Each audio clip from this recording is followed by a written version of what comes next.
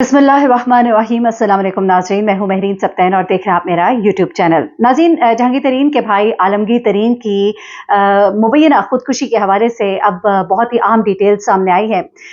आधे घंटे की वो कॉल जो आलमगीर तरीन ने अपनी मौत से पहले यानी कि आखिरी कॉल उनकी, उसकी डिटेल्स भी मिल गई हैं और उस शख्सियत से अब तफ्तीश भी शुरू कर दी गई है। साथ ही साथ आलमगीर तरीन के मुलाजिम को क्यों गिरफ्तार किया गया है और उसके बारे में आलमगीर तरीन ने क्या कहा था, ये सब भी आपको बताना है। और उसके अलावा कुछ और डिटेल्स जो है आलमगीर तरीन की प्रॉपर्टी के हवाले से, कुछ स्पेकुलेशंस दो खतूत के हवाले से और जहांगीर तरीन और उनकी फैमिली के बारे में क्या कहा जा रहा है, ये सब कुछ आज मैं आपको इस वीडियो में बताऊंगी। तो सबसे पहले तो आपको बताती चलूं कि तकरीबन $8 बिलियन की प्रॉपर्टी बताई जा रही है जिसके मालिक है जहांगीर तरीन के भाई आलमगीर तरीन। जी हाँ, 8 मिलियन, सॉरी बिलियन नहीं, $8 मिलियन।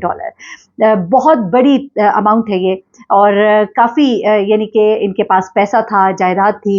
इनकी पेप्सी की जो इनके पास ओनरशिप थी इस वक्त जनूबी पंजाब में और इसके अलावा भी उनकी जो मुल्तान सुल्तान्स है उससे भी कहा जा रहा है कि उनको बहुत अच्छी इनकम और उसके अलावा बहुत सी और उनके कारोबार और इन्वेस्टमेंट। लेकिन इस कारोबारी दुनिया में उनके बारे में नहीं कहा जा रहा कि कोई उनके ऐसे ताल्लुकात ख़राब थे कि जिसकी वजह से ये वाक़या जो है ये पेश आ सकता था।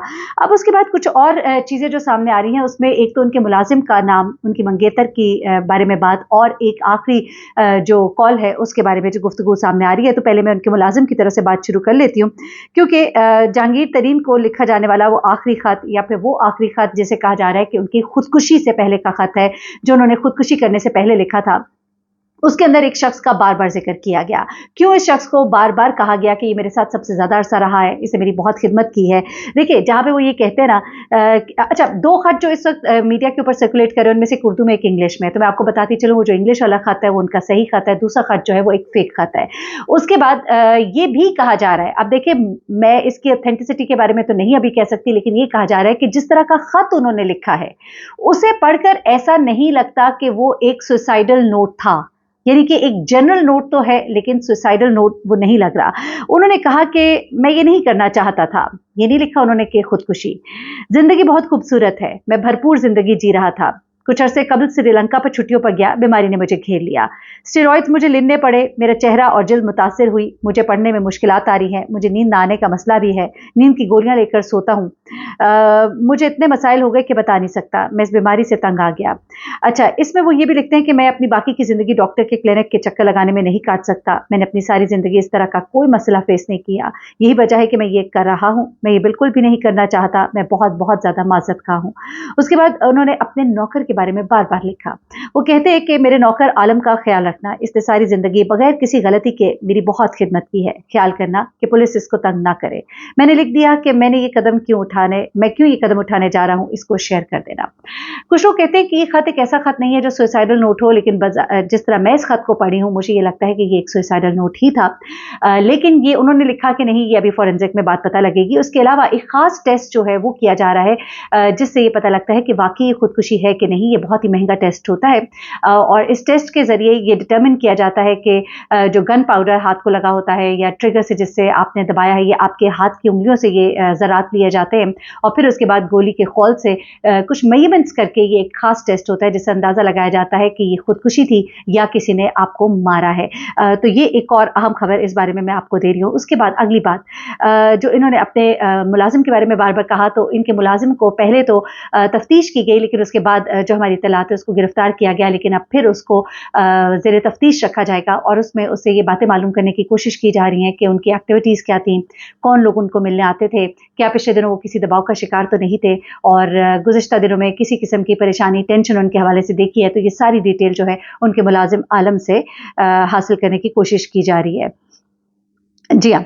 अच्छा, उसके बाद अगली बात है वो आखिरी कॉल जो कि उन्होंने की और उस कॉल के बाद कहा यह जा रहा है कि उनके फ़ोन से और कोई कॉल जो है वो नहीं हासिल की गई है। ये वो आखिरी कॉल थी जो कि उनके फ़ोन से की गई है। आलमगीर तरीन की मुबैना खुदकुशी के मामले में ये एक अहम पेशरफ्त है। जिस खातून से उनकी शादी होना थी उनको पुलिस ने इन्वेस्टिगेशन में शामिल किया है। खातून की आलमगीर से शाम 4 बजे एक फ़ोन कॉल पे बात होती है, यानी कि एक इन दोनों के दरमियान टेलीफोनिक राबिता होता है और ये कहा जा रहा है कि ये टेलीफोनिक कॉल जो है आधे घंटे की थी, यानी शाम 4 बजे से लेकर 4:30 बजे तक इन दोनों की फ़ोन पर बात होती रही। उसके बाद उनकी कोई और कॉल नहीं है, यानी कि आलमगीर तरीन के फ़ोन से किसी और को कॉल उसके बाद नहीं की गई। खातून को इन्वेस्टिगेशन पुलिस खातून ने पुलिस को ये बताया इन्वेस्टिगेशन में कि टेलीफोन कॉल पर रूटीन की बातें होती रही।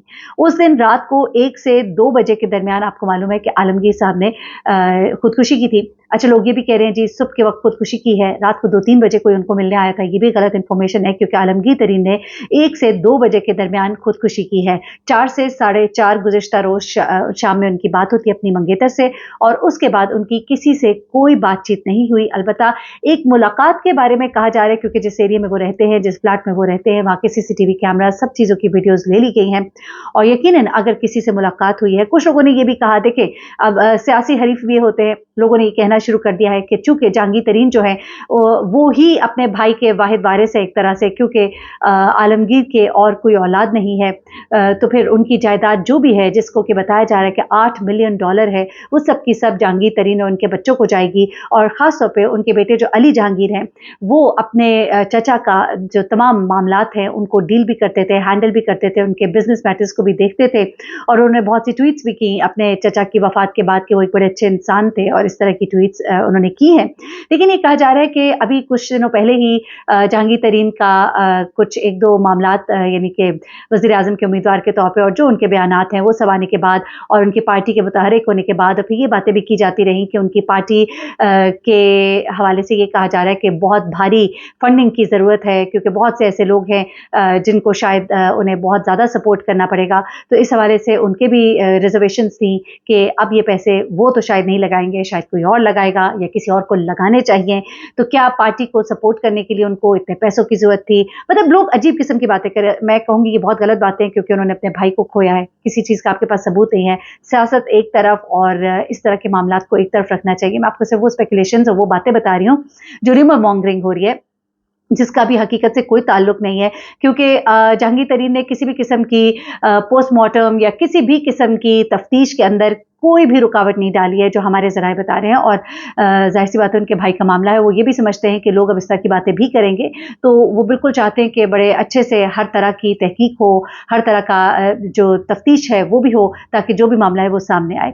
तो इस वक्त ये चंद एक बातें हैं जो मैंने कहा मैं आपके सामने ले आऊँ क्योंकि पोस्टमार्टम रिपोर्ट में जो बात सामने आई थी वो यही आई थी कि गोली राइट तरफ से मारी गई है, यानी कि अगर आप गन को राइट से पकड़ते हैं वो राइट हैंड ही यूज़ करते हैं और खौल जो है गोली का वो भी मिल गया है और उसके बाद अब इन चीज़ों की तमाम तफ्तीश हो रही है। लेटर जो है उसको भी हैंड राइटिंग का भी तमाम फॉरेंसिक होगा, सब कुछ होगा तो चीज़ें सामने आ जाएंगी। अलबत्ता उनके कॉल रिकॉर्ड जो हासिल किया गया उसमें कुछ दीगर लोगों से भी अभी तफ्तीश की जाएगी, प्लस उनके मुलाजिम से तफ्तीश जो है बड़ी डिटेल तफ्तीश की जा रही है और उसको पुलिस कस्टडी में ही रखा जा रहा है और इसके अलावा उनकी मंगेतर जो है उनसे भी बड़ी डिटेल तफ्तीश की जा रही है कि उनके दरमियान क्या गुफ्तगू हुई और कुछ दिनों में कुछ ऐसा मुख्तलिफ हुआ जो उन्होंने नोटिस किया हो। तो जनाब ये है अभी तक की तमाम डिटेल्स, मैंने कहा आपके साथ शेयर कर लो। अपना बहुत ख्याल रखिएगा, दुआ में याद रखिएगा।